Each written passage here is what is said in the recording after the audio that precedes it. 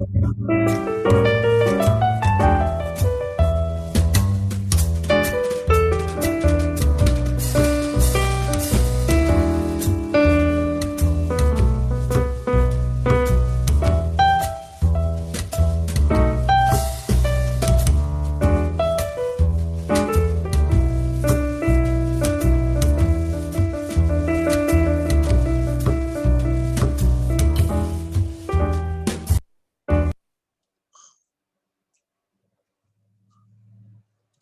everyone to Textiles and Tea with the Handweavers Guild of America. I'm Kathy Group. I'm the Advertising and Marketing Manager for HTA, and I'm your host today. Today's sponsor of Textiles and Tea is Yarnbarn of Kansas. Check out their whole line of yarn at yarnbarn.ks.com. They're celebrating their 50th year in business. And if you're a weaver, you know their yarn. We will take questions today. They'll be the last 15 minutes of the program. And if you would, please put your questions in the Q&A and not in the chat. Love your comments in chat, but we can't kind of keep track of the questions if they're not in the Q&A. Today, I'm excited to welcome Linda Hartshorn. Linda is a weaver and a dyer, and she's known for her unique dye work and her wonderful use of color. She also specializes in weaving with and dyeing natural fibers. Linda has taught in a variety of workshops all over the US, and she's been a leader at Convergence. You will see her this summer in Knoxville, next summer in Knoxville for 2022. She's going to be teaching there also. She's also the manager of the Fiber Arts Studio at Ink People Center for the Arts in Eureka, California. Love that name. And she is active in the fiber programs in her area and also throughout the state. She works in her home in the Redwood coast of Northern California. Welcome, Linda. It is wonderful to have you here today. So nice to be here with you, Kathy. Good. Well, we always start off with the same question. What is your favorite tea? Well, I like a lot of different teas, but what I'm drinking today is a Choice Organic Earl Grey Decaf. Okay. And actually, I have a special mug I'm using today. Oh, that's wonderful. That's a great mug. Yeah. So anyway, here's to the weavers out there. All right. Thank you. We're honored that you used that mug today. Now we have some pictures of you when you were younger, and you're weaving and spinning. And a couple of questions. One, why don't you age? And two, how did you get started in weaving? I can't answer the first one. that second picture is really funny because I'm using the world's largest shuttle. But it's the only picture I have of me weaving back in that day.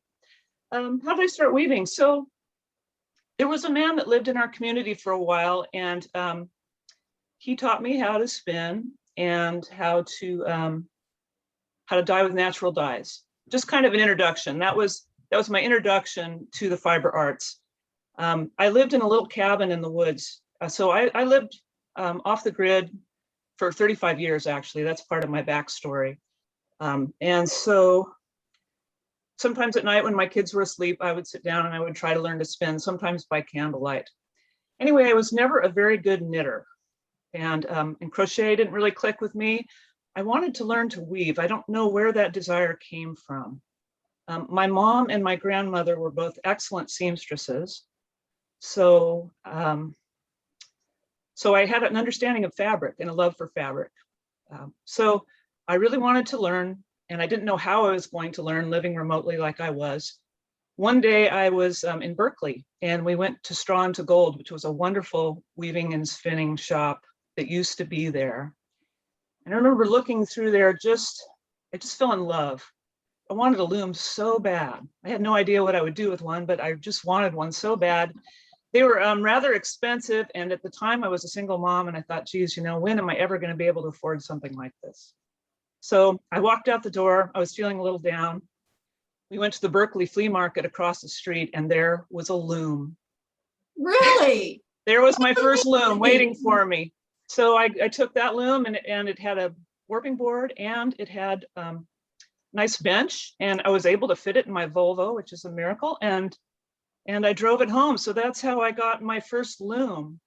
And then living remotely like I was, you know, we didn't have access to the internet to learn like people do now, but we had a bookmobile. And so the man who drove the bookmobile, every couple of weeks when he came, he would bring me textile books from our library. And I worked my way through all the textile books in the library. And that was my introduction to weaving. And then as I, you know, became older and had more free time and things like that, I was able to take more classes and stuff. That's amazing. Yeah. Just meant to be. It was meant to be, wasn't it? It was meant to be, absolutely. So speaking of books and learning that way, I was, from reading some of the information about you, I was curious because you learn a lot from exploring on your own. You're always talking about, well, I tried this and I tried that. And so how much do you learn from trial and error and experimenting? And how much have you learned from books? And which one do you think works better for you? Well, in the beginning, I definitely was totally a book learner because that was my only option. You know, if I had the internet or something like that, I think I probably could have learned things faster.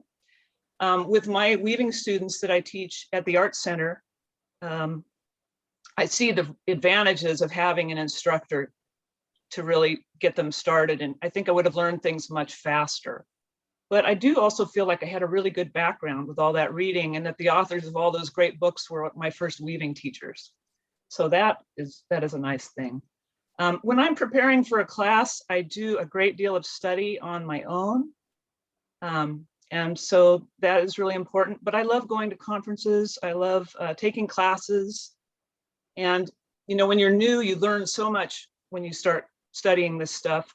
When you are more experienced and you go to a conference or a class, maybe you only take home a couple things, but those couple things could be real gems, and they're just such a wonderful thing to add to your toolbox. So I guess it's all good. That's great. I know when my guild's workshop, we always have that. This was worth the workshop, just this piece of information. We always seem to have that. We always seem to have that. And everybody has something to offer. That's what I feel like. You know, it's great to take classes from other people because everybody has something. They have some piece of the puzzle. They have something unique that they can share with you. Well, you teach a variety of topics, everything from echo weave to inkle weaving. So what attracts you to a topic that you want to take the time and energy to teach? Is it a conscious decision or just a pull, or? Well, I don't know. It might look like my work is kind of all over the place, but I think what ties it together perhaps is my love of color. Being a dyer, especially when I was starting out weaving, I was really attracted, and still am, to kinds of weaving that combine with dyeing. So that led me to ikat, to woven shibori, and work painting. And those are all still things I enjoy to do. And they've also been great to share with my weaving students. And so I've developed classes from those things. I'm always trying to come up with interesting things to share with my students. So that is a motivation. As far as the inkle weaving, it's a portable loom. I can teach it at fiber festivals. It might be kind of a good gateway drug for people that want to get it, that might start getting into weaving after trying it. And also, since I don't knit, it's really nice to have something portable and mindless that I can do and bring places. So that's where the inkle weaving comes in. I like that. So you teach a lot and you're so wonderful at it. So how did COVID impact your work or your teaching? Well, I was unemployed for quite a while. It was nice though, I got a bunch of weaving done, wove a bunch of towels, and that was fun. In October, a guild that I was scheduled to teach for, the Orlando weavers, they encouraged me to convert my workshop to virtual. And so they gave me some help, some pointers, and also my friends who teach. I consulted with them and just tried to figure out how could I convert what I was doing live to virtual. So yes, I have done that, and I've done it many times since and have a lot of virtual work scheduled for the future. It is a lot of work in that I spend a lot of time at the computer. I think it's getting easier, and I think it's here to stay also. I feel very privileged to have been invited to travel so many places, and I hope that that continues because I really enjoy meeting weavers in person, and they're just the best people, and I always have a good time when I go to guilds. Well, I've seen this quote from you in a couple of places, and it's, weaving is an essential part of being human. So would you talk about that statement and what that means for you? Yes. It's kind of a hard concept to articulate, but I know that when I was a small child, I would enjoy picking up leaves and plants and sometimes pulling fibers from them. I always had this feeling like, you know, I could do something with this, but I really didn't know what. And I know if I would have been brought up in a different culture, perhaps I would have been shown how to make a basket or something like that. I think I would have been really receptive to that. As a very young person. Another thing that makes me think about weaving being part of being human is all over the world we have certain technologies that have developed independently of each other in different places. So things like pottery, textiles, weaving, and dyeing, even indigo dyeing, which is so complex. And you know, it's chemistry, it's alchemy, but yet people in all the different cultures figured out how to do it. So there's something in us that really has a need to create, and weaving is a way that humans create. And even way back when you think people were wearing raggedy skins, they weren't. They were creating beautiful textiles, not just, you know, sackcloth. They were weaving beautiful textiles, twills. They were dyeing the colors, and they were wearing them because they had that need to create that beauty. Well, a lot of artists are either color focused or pattern focused. You are both. You have a wonderful blend of that. And we have an example here of this image, Spherical Miracle. Mm-hmm. So for you, which is more important, the pattern or the color? I would say, I think they're both important. For me, color kind of comes naturally. So as I started developing as a fiber artist, I found that I was also developing a really good color sense. For me, color is really intuitive. It's not hard, it's not scary. I love putting colors together that vibrate and sing. That gives me a lot of joy. You know, looking at beautiful colors is just, it's like food for my soul. So I really like that. Now, structure, on the other hand, structure is something that does not come natural to me. It's something I've been learning because once I started teaching other weavers, you know, I wanted to be a better weaver. I still want to always strive to be a better weaver. And so I'm always learning about structure. And, you know, I've learned to, you know, use the computer for drafting and all those things. Those things are not intuitive for me, but they are really rewarding. And I think the most successful pieces, the most beautiful textiles combine structure with color. So that's what I like to do. Well, Linda, I have to tell you that me and I think a lot of other people are saying, we wish color wasn't hard and we wish color wasn't scary. I envy that of you. You do it, and you're right, it's so intuitive for you. You do it so well. Thank you. And speaking of color, you do your own dyeing, right? You like to do natural dyes. Mm-hmm. And yes, at one time you even grew indigo. You mentioned indigo earlier. Yes. We have an image here of this beautiful shibori indigo scarf. So I'm always curious why growing your own dye and dyeing your own yarn is a lot of work. What attracts you to doing that? Well, dyeing is alchemy. It's magic, and it's so much fun. I lived, you know, as I said, I lived, you know, as a back-to-lander and lived in a cabin in the woods surrounded by all these plants. So it was very interesting to me to take different plants and see what color can I make from this plant. What I discovered, unfortunately, was that a lot of the plants would yield brown or beige or yellow. And being a color person, that was somewhat limiting to me. I studied with Cheryl Collender, and through her, I kind of got into the natural dyes of antiquity. So indigo, cochineal, fustic. These were like major trade dyes that were, transported all over the world and were very valuable at one time. So I found by using those, I could extend my range of color and make work, with a lot of colors instead of just the beiges and stuff, which really aren't my favorite. But anyway, I like dyeing. Another reason I like dyeing is because I teach at a lot of fiber festivals, and it's something I feel that everybody can be successful with. So, you prepare a pot and say, okay, put your yarn in, and we pull it out, and it's like, wow, I did that. That's great. So I've taught a lot of dyeing. I don't dye all my yarn for my weaving, obviously, but it is a fun thing that I enjoy doing.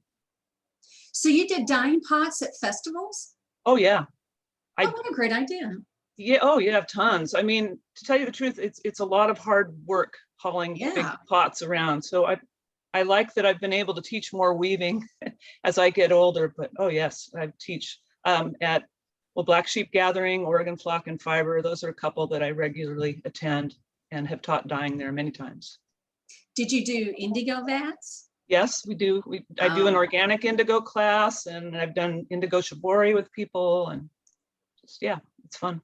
Yeah, you talk about magic. Indigo's magic. It totally is. When people it hits the air, and people just love that. It's so cool. Yes, they do. Well, speaking of color, you traveled to Guatemala, and it inspired this work called Dream of Guatemala. How did that experience impact you as an artist and as a person? Oh, that was a great experience. So like a lot of weavers, I've always wanted to go places where people make things and where people do textiles. I actually wove that before I went to Guatemala, when it was just a dream that maybe someday I would go there. And to tell you the truth, I never have seen any textiles that look quite like it in Guatemala or anywhere. It's natural dyed and it's silk. And the Guatemalans use cottons, and they are kind of revitalizing some natural dyes in their work.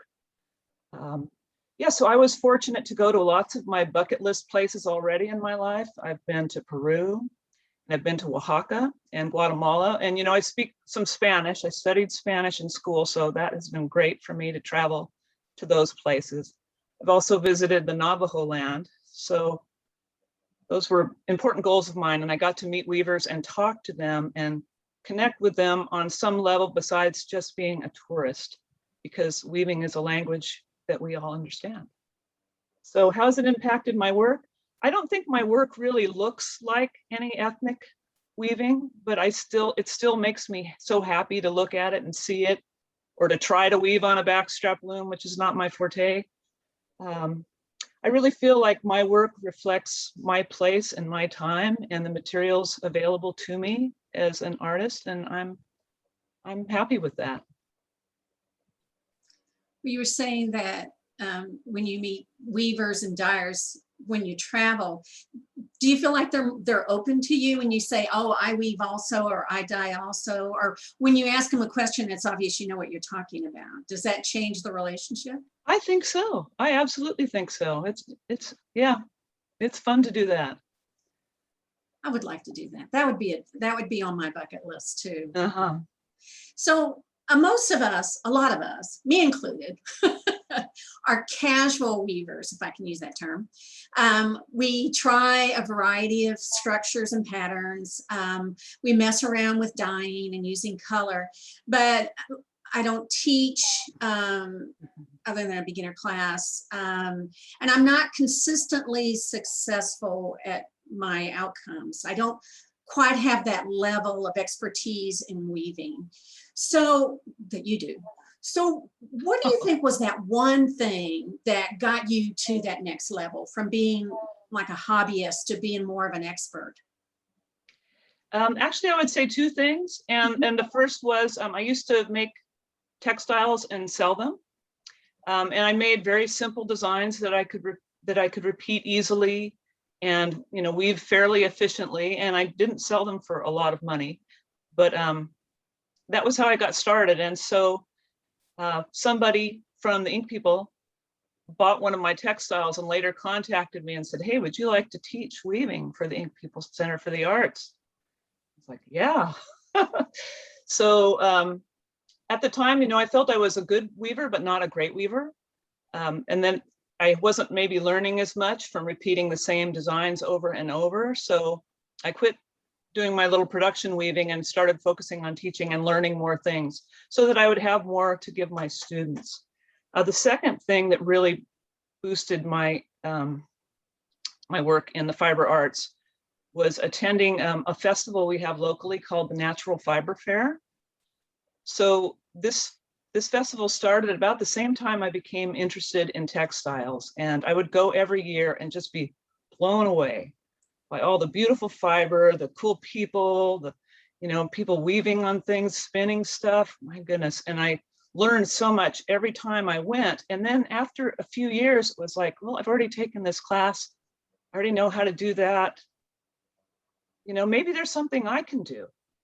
So then I started setting up dye pots on the back porch every year, huge pots, 3 colors, you know, made from plants. And I would have people bring yarn and we would just, you know, dye pounds and pounds of yarn back there every fiber fair. And I taught some other little classes as well. So those 2 things kind of really jump started me into teaching. And then teaching, like I said, has made me want to be a better weaver. And so I always work at that so that I can have something to give to my students. Well, speaking of give, you give me all these great segues, Linda. I appreciate that. Speaking of give, you are very active in your fiber guild and in fiber organizations in your area. I mean, you belong to them, but you also are active. You give of your time and yourself, and it's like you really want to make sure that they thrive. Why is that important for you? Well, I do like to give back. One thing I know about myself is that I really like to organize things. I like to make things happen. Living in the country like I did, if we wanted anything to happen, we would have to make it happen ourselves. And so I still have that. You know, our guild is really wonderful, the Humboldt Handweavers and Spinners, and I enjoy working with them as their program chair. I've been their program chair for many years. And let's see, I'm just going to tell you some other things. Oh, giving back. So our community is so awesome here. They support artists in a big way. I've received grants from wonderful organizations. People bought my textiles when I was young, starting out, really supported me. From that, with that money, I was able to buy nice equipment, you know, starting out with funky secondhand equipment and then moving up to nice equipment. So I really feel like if I can, I should give back. And I'm able to, and I enjoy that. I'm also now on the board of the Natural Fiber Fair. So I've been doing that for many years. And it's just really, really rewarding. And in fact, I think the most rewarding thing is seeing new weavers get excited about weaving and, you know, knowing how that felt for me all those years ago and seeing that continue. Well, who was your inspiration when you got started, or even now? Who inspires you? Let's see. When I got started, you know, I had a copy of Rachel Brown's Weaving, Spinning, and Dyeing book. I could probably recite that book to you. I spent so much time poring over that book, and I even got to meet Rachel Brown and tell her, "Your book just changed my life." I'm so glad I got to see her and meet her. So that was starting out.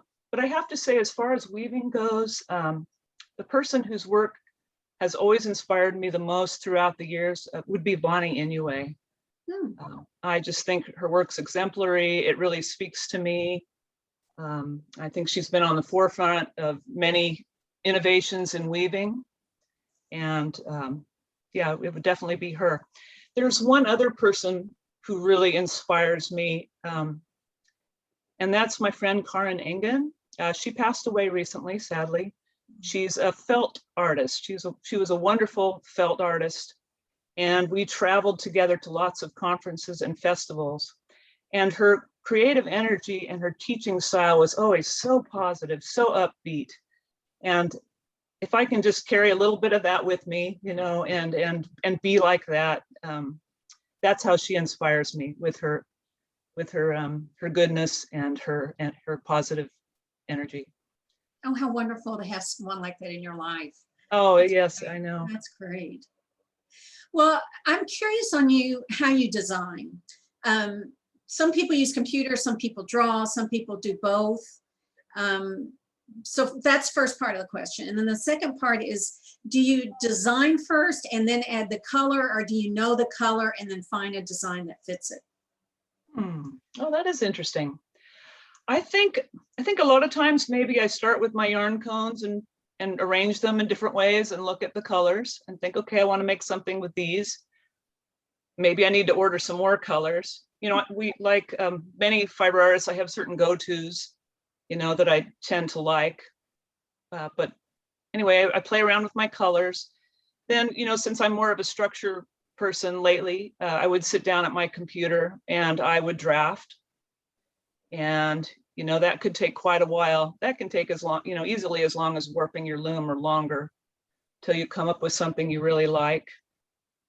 And you know, a lot of people use the color features in software. I don't use that so much. I mean, I do put in colors, but they don't have to match my yarns exactly. And maybe that's something I need to develop. But then I get the yarns and I put them on the loom. You know, sometimes I wrap yarns together on cards. That's a nice way to design. I do sketch with colored pencils sometimes. That's a nice way to design. I think it kind of depends on the project, but I guess that's my process. Starting, a lot of it starts with yarn for me. Well, I have to do a disclaimer here. I took your workshop not too long ago. I have to let people know that. But I just have to say that you were so helpful on the software part of it, that, you know, you really walked us all through on how to use the software to make your design. So that was great. That was very helpful. And, you know, you knew more about it than I could even imagine. But well, that is really nice of you to say that, because that has been a big hurdle for me is, do I feel confident enough using software to do it in front of people? Oh. And that has been a big one, but I am using it. It's just such a good way to show things and explain things. So I find myself using it more and more in classes. It's very helpful. Well, I know you're going to be at Convergence in Knoxville in 2022. We're excited to have you teaching there. Thank you. But what's next for you? What's else coming down the road? Well, I've got lots of work lined up. I'm pretty much booked through next year. The next workshop I get to do, well, I'm going to be up in Central Oregon. I get to teach a live outdoor warp painting workshop. Yay. With the Central Oregon Spinners and Weavers. So I'm really happy about that, with real people. That's going to be fun. I have another workshop coming up after that with Handweavers Guild of the New River Valley from Virginia. And then, as I mentioned to you before we started, I'm going to be at John C. Campbell next year, which I'm really excited about. And of course, Convergence. So as far as teaching goes, I have my work cut out for me already. As far as like way down the road in the future, I think I would like to do some writing, but I just haven't made time in my life for that yet. And I definitely am going to do some travel now that we can travel again. I'm very excited to do that again. Now, would you write about weaving, or would you write about traveling, or both, or what would you write about? I would like to write about weaving, and I'd also like to write about my experiences living in the mountains for so many years. I think those are both would both be interesting subjects. That would be great. We want you to come back when the book comes out, okay? Okay. You have to come back. Great, I'll do a book tour. That'd be very nice. Y'all heard it first. Don't wait up or anything. It might be a while. It's okay. Well, and also I wanted to mention, I just finished up a workshop with the Illinois Prairie Weavers Guild. I just wanted to say hi. They told me you need to shout out to us because we'll all be watching. So hello to you all. All right, Prairie, you're shameless. All right, let's do some questions from the audience. All right. Roseanne Sadatello, I'm probably butchering your name. Is that an AVL loom behind you? No, that is the Magado. It's a 32 shaft Megado from Louette. And it is computer assisted. And kind of leading into that, other people are asking, what do you weave on? Like, how many looms do you have? What are your favorites? Well, I moved a few years ago and I had to downsize, but I mostly weave on my Megado. I also have an 8-shaft baby wolf. And I have a Gilmore that lives at the studio where I teach, but I don't ever get to weave on that. The students weave on that. So really, I only have 2 looms if you're only counting big ones.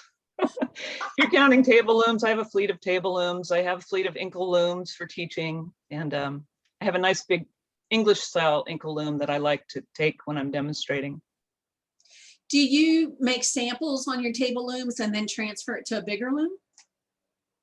The table looms I have, most of them are 4-shaft for teaching.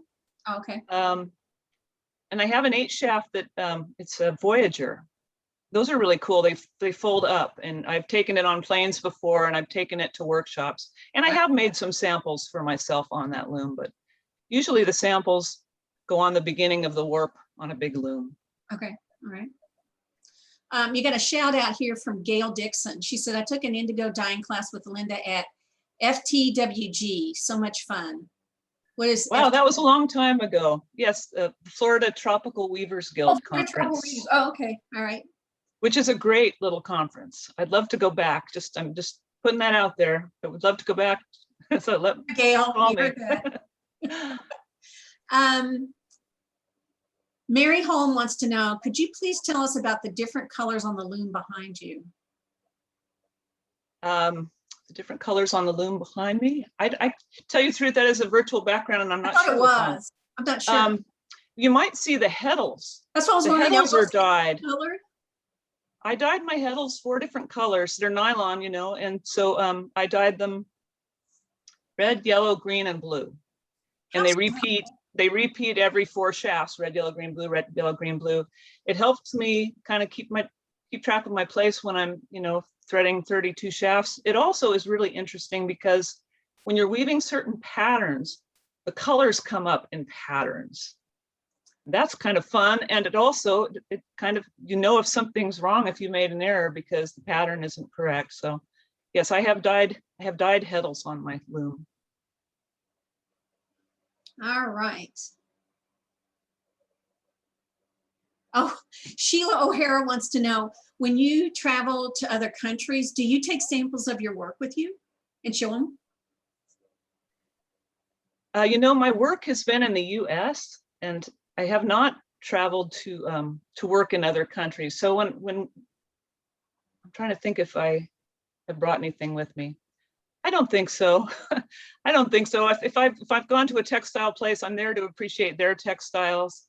And I did get to go to Europe, and I just decided that I wasn't going to drag my husband through every single textile related thing that there was. And so, you know, we went and did more tourist kinds of things, you know, like the Eiffel Tower and the Louvre and things like that. So I guess the short answer is no. And hi, Sheila, how are you doing? In your studio, do you weave there as well as dye?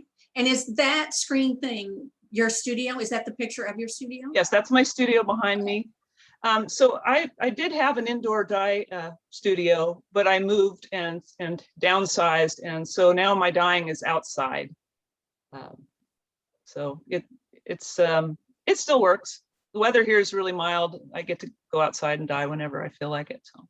Oh, that's good. So Yeah. there you go, Pat Cotter. That was her question. Lori wants to know what state you're living in. I'm living in Northern California, which people say is a state of mind as well. I was going to say, I'm not real sure what that question means, but. But yes, I live in the Redwood coast, you know, so we have beautiful trees here. We have the ocean. We have nice mild climate. You know, it's great for gardening, and it's beautiful. I love it here. And Harriet Ringgold wants to know, hey, Harriet, wants to know, what software do you use? Well, as I mentioned, you know, learning software has been one of my big challenges. I started out with Weave It, and not the little app on the phone, but, you know, Weave It Pro, the full featured one. I met Sally Breckenridge at a conference many years ago, and she sat down with me and showed me how to do it. So I thought, well, wow, I can do this. I used it for many years, but still not maybe learning all the features. And since then, I also have Weave Point, and I got that so that I could take classes from Janie Taylor, who's a really excellent instructor if you want to learn software. And I also got Fiberworks, which I really love very much. And that's probably the one I use more these days. Fiberworks, there's a lot of great resources to learn. I've taken a class from Marg Coe, Laptops and Looms, that was really helpful. And so anyway, I have so much software, not because I'm really great with software, but because I've been trying to learn software. So I think of all the programs are good. Well, Linda, someone is asking about my weaving. Oh, good. How's this for a plug? This is from Jennifer. Hey, Jennifer, I did this in Linda's class. It's a sampler of her teaching. So that's what this is. I don't have the scarf yet, but I had the sampler. So I had to put it up here today to honor Linda. So, oh, Beth Rich wants to know, what is an English Inkle loom? I have one that stands on the floor. It stands on the floor and then it comes up, comes up to the right height for you to weave on. So like my shacked Inkle looms have to sit on a table. This one is freestanding. You can also put a very, very long warp on it. And I like it because I can take it someplace. I don't need a table to set it up on to weave. And Rondi Schmidt wants to know, who makes the Voyager? LeClaire. Okay.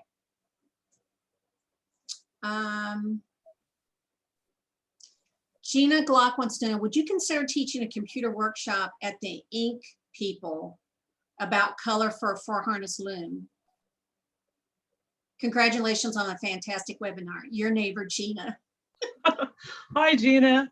So do you want to learn about color, or do you want to learn about software? I'd be happy to help you with anything you want. We did have Janie Taylor come to our guild a while ago, and she did a great program for us on software. But yes, I'm happy to help you with anything you want to learn. Dixie George wants to know, what did you use to dye the Heddles? Oh, from Dharma Trading Company, they have a dye called I Dye Poly. And actually, I guess I said that those Heddles were nylon, but they may actually be polyester. Is it so Texol? Polyester? Pardon? Is it Texol? Yes, it's Texol. Oh. So I normally would never dye polyester, but I bought these dyes. I have to say they're really fumey, but do them outside. But they do dye the Heddles really nice, and they're color fast. Susan Warren wants to know, will you be teaching at the Natural Fiber Fair this year or virtual? She said you took your painting workshop a couple of years ago and just loved it. Oh, thank you, Susan. Yes, we are going to have a virtual Natural Fiber Fair this year.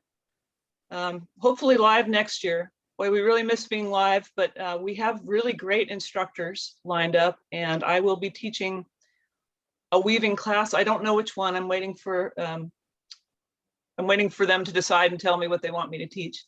But yes, we'll have classes. They will be online, and I hope that you'll participate. And when is the Natural Fiber? It's the weekend after. Oh, here, I've got a card here. It's the 10th through the 12th. Of June? No, July? Oh, excuse me, September. September, okay. Yeah. And it's going to be online? Yes. Okay. Yes, which is nice because then people from all over can come to the Fiber Fair. Normally, people have to drive to get here, and people do come from a long way away, but now we'll be able to have anybody anywhere attend. Well, so that's nice. So Pam Shanley, here you go. She said, do you have an online warp painting class? It may be at the fiber thing, right? The warp painting class, I haven't really figured out a good way to do that online. Okay. Normally I bring so many different colors of dyes And most people probably don't want to have to buy that much stuff to do a workshop. So I don't know, I'm still thinking about it, but at this point, I haven't made it into an online class. But if you want me to come and teach it live sometime, just let me know.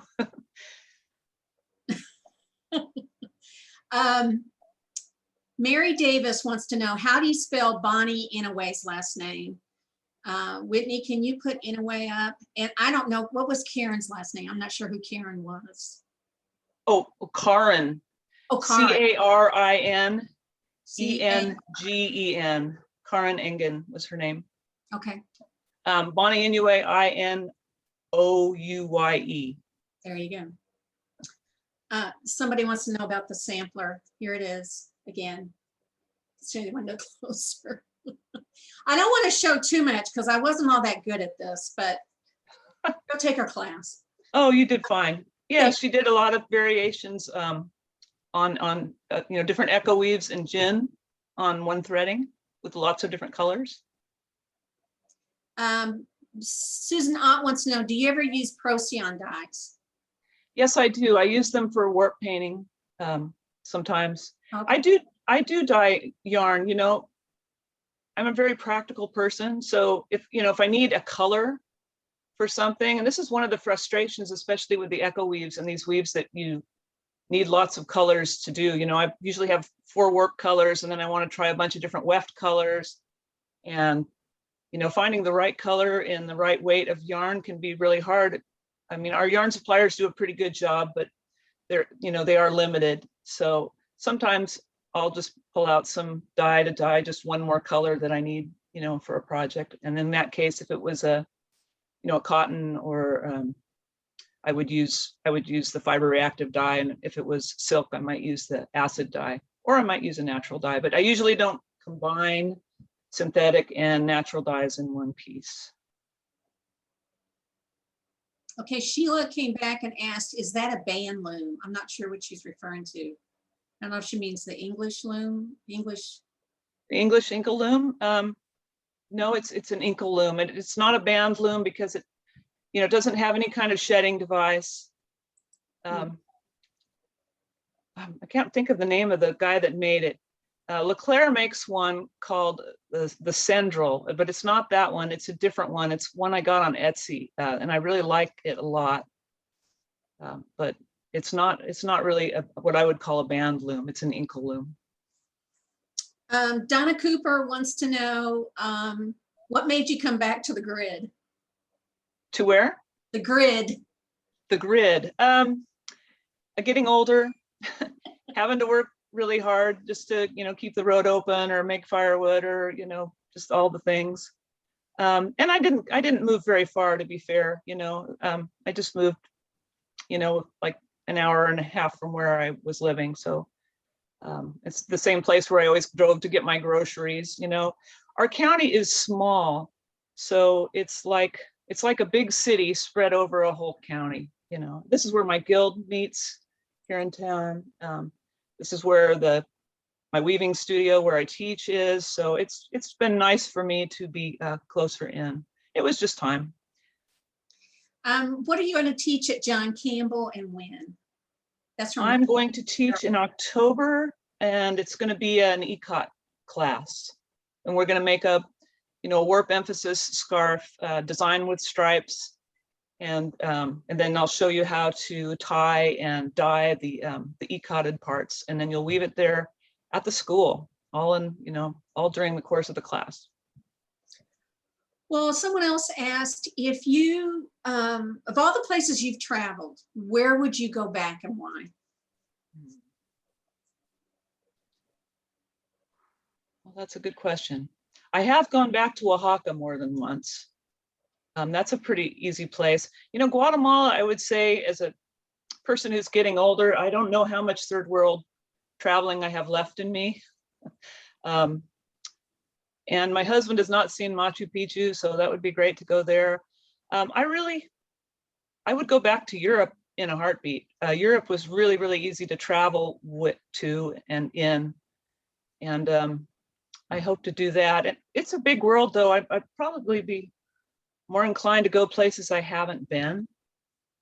What's on your bucket list? A bucket list. Well, I think what's coming up next maybe is Greece. I had a trip to Greece planned with my mom that we canceled for COVID. Oh, I'm very sad about that. And now she's feeling like she might not want to travel like that again. So I feel like that was a missed opportunity. oh. But we still, I think we'll go to Greece, and I'd like to go to the British Isles. And beyond that, I don't know. But are you going to do some traveling now that? I hope so. I hope so. Yeah, it would be I fun. get to go to John Campbell in October and take an econ class. Yeah, I mean, going to John Campbell would be great. I'm really looking forward to that. And Convergence, of course. Yes, yes. Somebody was asking, and this is a good question. I never thought about this before. Do you have a favorite color? Do you have a favorite color? Is it obvious? Purple. I work with so much purple. I know it probably drives some people crazy if they don't like purple. I do like purple a lot. Purple, blue, and green, all those colors in that kind of cool but dark kind of color range. I really, really like those. But they also go great with other colors. I like orange with it, or yellow.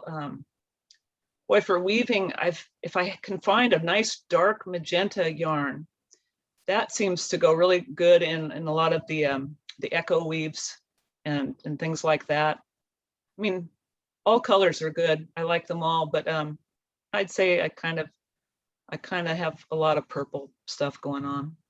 Well, good. That was the next question, was do you weave with it? It's like, yes, you do. Couple pieces with purple. Well, if somebody was getting started with color, well, I shouldn't say getting started with color. They wanted to get better with color.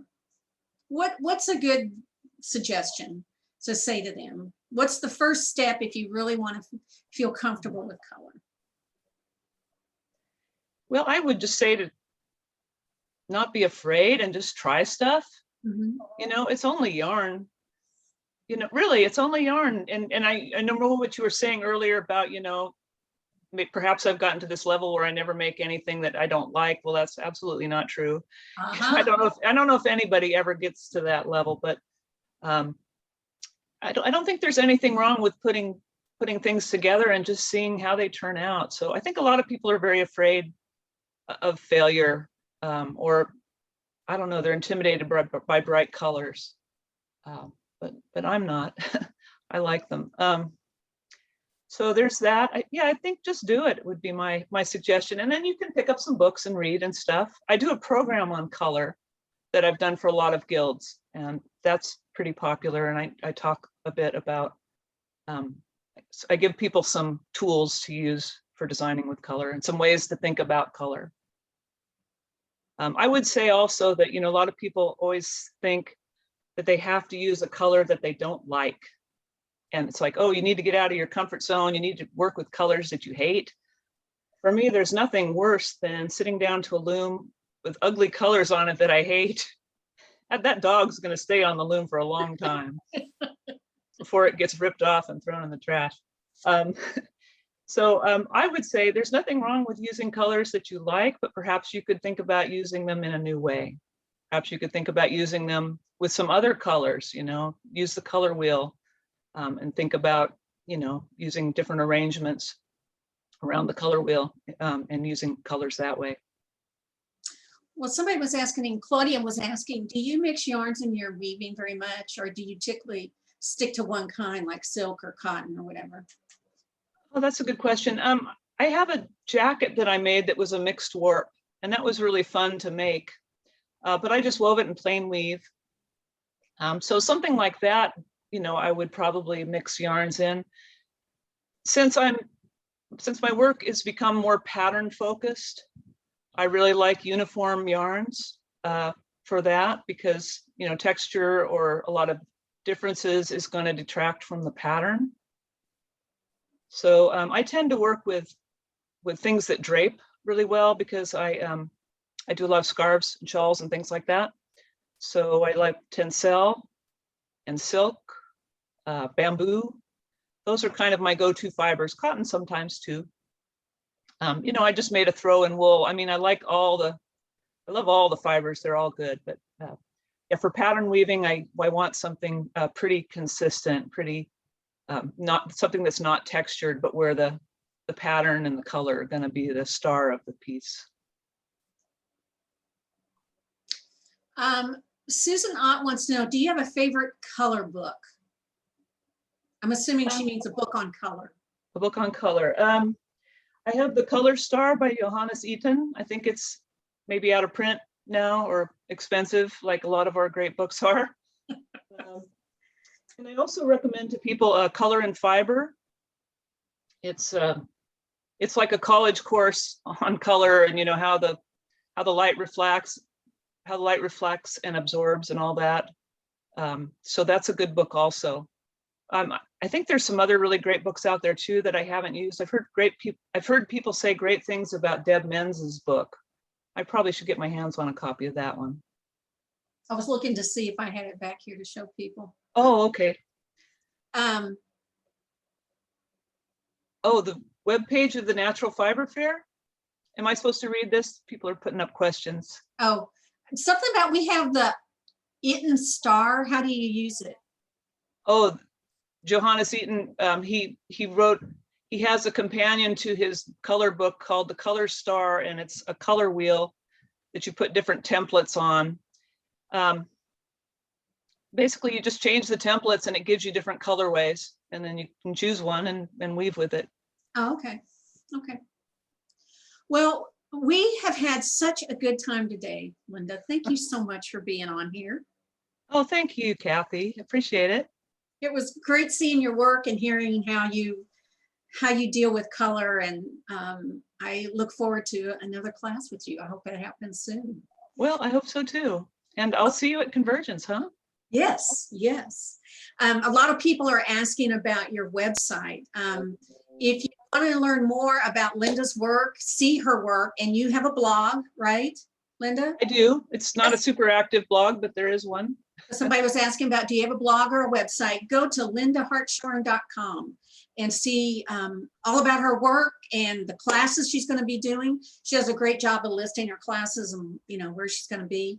And the other one was the Natural Fiber Conference. Does it have a website? Yes, it's naturalfiberfair.com. There you go. You can catch her there, and then also her online classes and Convergence next summer. Be there, take her class. All right, thanks, Kathy. Thank you, Linda. It was great having you here. All right. I want to say a special thank you to Yarnbarn of Kansas. Again, they are celebrating their 50th year in business. So they have a new catalog coming out in July, and it's going to have 45 new projects in it. If you aren't getting their catalog, please go to their website and sign up so you'll get it next month when it comes out. And also you can see their 50th anniversary yarns. They're doing some special yarns to celebrate and some special projects for their 50th anniversary. You can see all of this at yarnbarn-ks.com. If you would like to be a sponsor of Textiles and Tea, or your business or your guild, please get more information about how to be a sponsor on our website, weavespindye.org. Textiles and Tea is supported by the generous donations to the Fiber Trust. If you would like to see more programming like this, please either join or donate at weavespindye.org. If you missed part of today, or you want to watch it again, or you want to watch it with someone, all the Textiles and Tea are recorded and they are on the Facebook page for HGA. You don't have to have a Facebook account to watch. Next week, I'm excited because we're going to have Justin Scazzero from the Burroughs Garrett, and he's going to be with us and have some tea and talk about his specialty of reproducing old weaving patterns on his very old, wonderful looms. So thank you so much for being here today. We appreciate it. Thank you, Linda. And I hope you have a great week. And don't forget, happy tea.